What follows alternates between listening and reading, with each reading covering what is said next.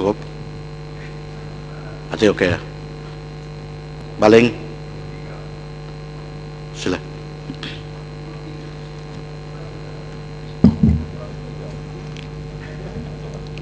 Assalamualaikum warahmatullahi wabarakatuh. Terima kasih Tan Sri yang di-Pertua kerana mengizinkan saya untuk turut membahas Rang Undang-Undang Makanan Haiwan 2008.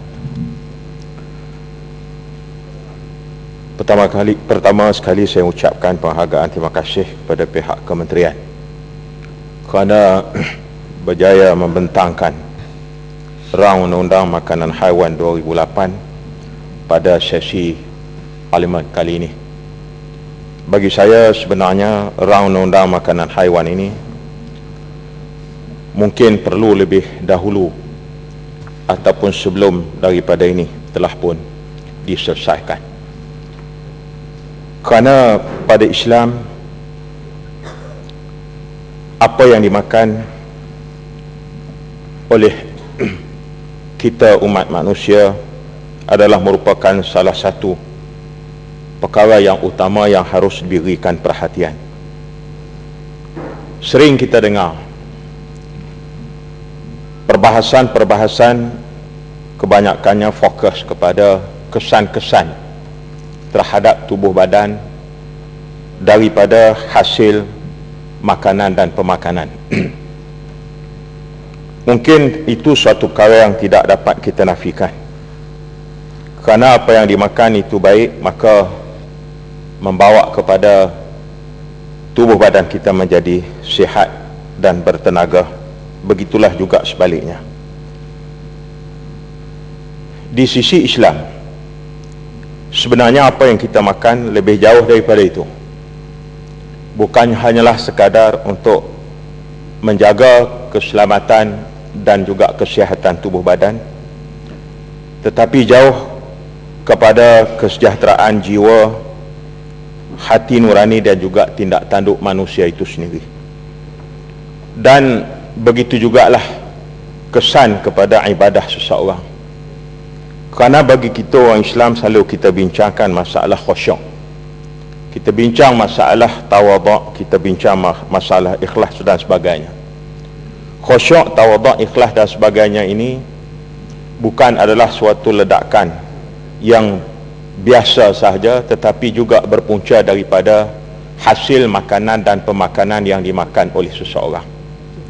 Oleh itu bagi saya, yang kita bincang sebagaimana yang telah dibentangkan oleh Yang Berhormat Timbalan Menteri bagi pihak kementerian pagi tadi, menumpukan kepada makanan haiwan yang untuk menghasilkan daging, untuk menghasilkan susu, telur dan sebagainya.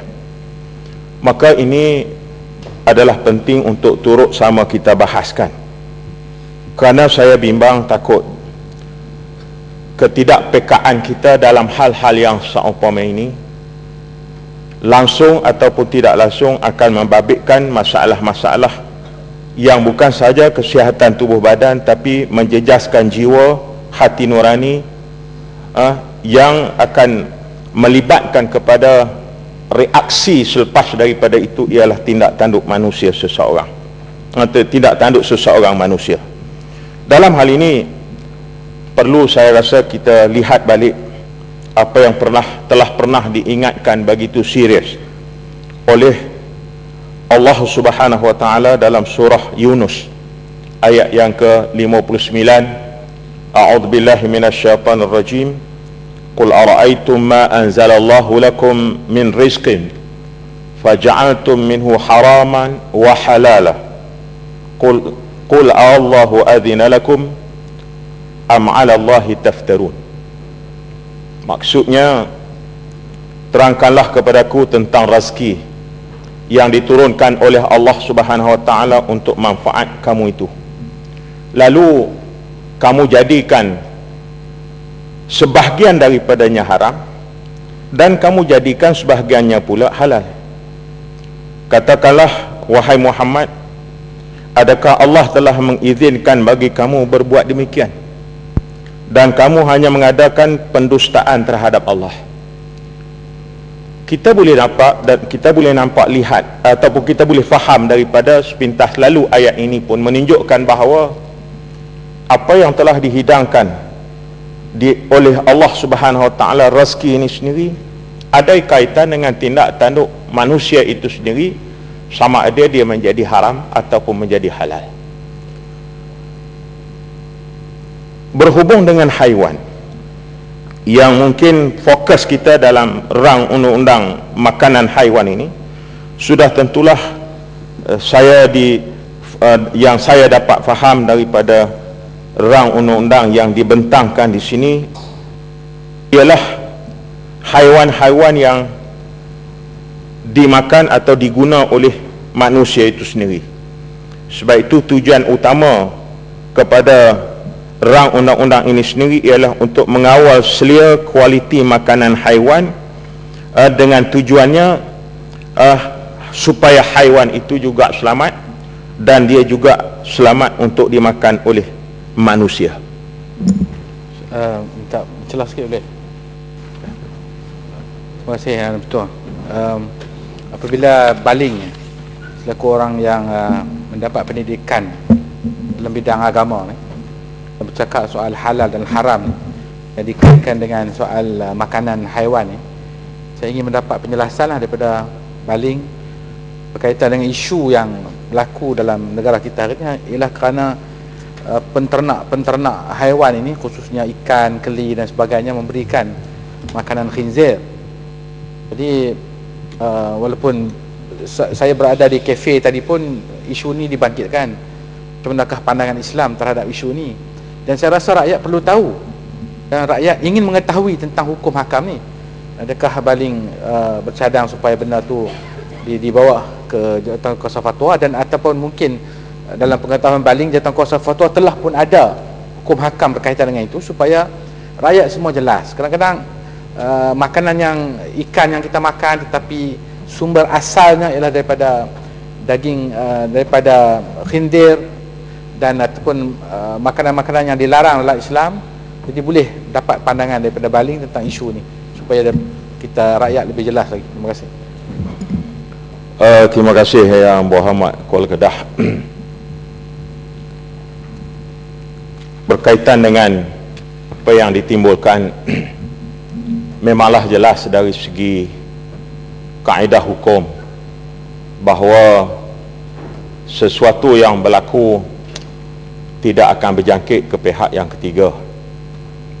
Maknanya, kalau boleh kita gunakan bahasa yang ringkas dalam dewan ini, ayam makan tahi, kita makan ayam. Bukanlah bermakna kita juga makan tahi. Sebab minta maaf Tan Sri, ini sebagai simple contoh saja. Jadi kalau ayam makan tahi dan kita makan ayam, maknanya kita di pihak yang ketiga. Oleh itu, najis tahi yang dimakan oleh ayam tidak terbabit hukum najisnya itu sampai kepada kita yang memakan ayam. Kalau itu boleh diringkaskan dan boleh difahami dari segi kaedah hukum. Cuma persoalan yang kita bincang sekarang ini, yang diberi penekanan dalam perbahasan saya rang undang-undang makanan haiwan ini, ialah kerana kita nak pergi kepada lebih jauh perhatian Islam kepada pembentukan jiwa. Sebab itu kalau tak silap ingat, dan penekanan kita dalam Islam sendiri, contohnya macam susu. Kenapa Islam mengutamakan seorang bayi ialah dengan meminum susu ibu. Susu ibu lebih baik daripada susu haiwan, susu kambing, lembu dan sebagainya. Ini bukanlah semata-mata dari sudut kesihatan sebagainya sahaja, tetapi lebih jauh daripada itu. Walaupun pakar-pakar yang berkaitan confirmkan bahawa susu ibu mempunyai kemampuan protein yang lebih daripada susu yang lain sebagainya, tapi sebenarnya ada yang tersirat di sebalik ajaran Islam itu, bagaimana pertumbuhan seorang bayi, dekatnya dengan ibu, kasihnya dengan ibu, dan juga pertumbuhan jiwa sebagainya itu dengan ibu adalah dihasilkan oleh susuan yang disusui oleh ibunya itu sendiri. Begitulah kalau kita